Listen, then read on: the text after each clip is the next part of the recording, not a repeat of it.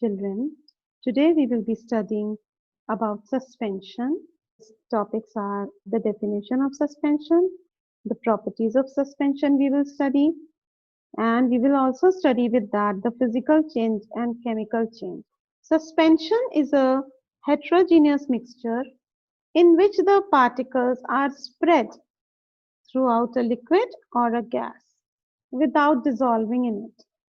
Keep it in your mind that in this, the particles are larger as compared to solution and colloids. Suspensions have got the largest particle size. Properties of suspension. Suspension is a heterogeneous mixture. The particle size is larger as compared to solution and colloid. Now these particles do not pass through filter paper. That is why you can separate the components of suspension by filtration. This is also a very important point. Keep it in your mind. These suspensions, they are unstable. It means you make a suspension and keep it for some time and you will find that the components, they get separated. The heavier one settles down. It scatters a beam of light. It means it shows Tyndall effect because the particle size is large. So it shows Tyndall effect. Physical change. Those changes in which no new substances are formed are called physical changes. Chemical formula remains same in a physical change.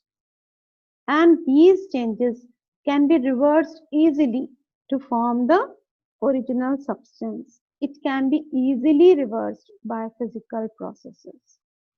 A very easy example over here is freezing of water.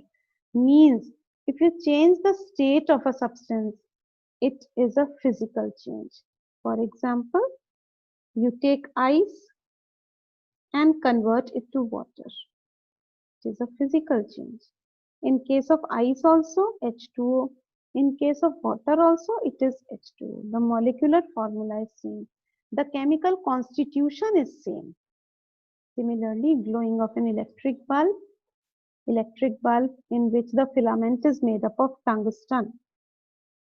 Before glowing also it is tungsten, after the glowing also it is tungsten. Making a solution, another very good example of physical change, in which you make a solution of water and sugar. After the dissolution also, water will remain as H2O and sugar will remain as C12H22O11. Now comes the chemical change. Chemical change are those changes in which new substances are formed. And these are permanent changes. They can be reversed only by chemical processes. For example, burning of a candle. The wax burns and it forms CO2 and H2O. Growth of a plant, that is also a chemical change. Electrolysis of water to form hydrogen and oxygen is also a chemical change, because in this one substance, water, it is getting converted to different type of substances. See, hydrogen and oxygen.